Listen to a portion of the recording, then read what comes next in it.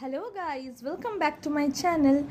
কালকে তোমরা সবাই যেহেতু জেনেই গেছো হাওড়া শালকিয়ার বিখ্যাত মা শেতলার স্নানযাত্রা ছিল, তো সেখানে আমরা ভোগ প্রসাদের জন্য কিছু ডোনেশন দিই।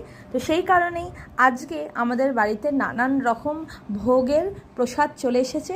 চলো তাহলে তোমাদেরকে দেখাই কি কি আছে প্রসাদে।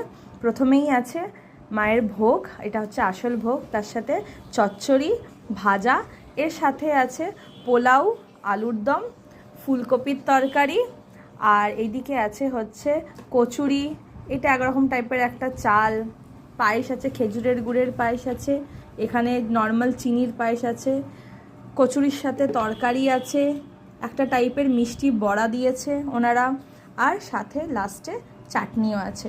তো এখন সব কিছু নিয়ে বসে পড়েছি আমরা থালা সাজিয়ে সবাই মিলে ভোগ প্রসাদ খেতে। তোমরাও তাহলে তাড়াতাড়ি করে জয় মা শেতলা কমেন্টে লিখে দাও।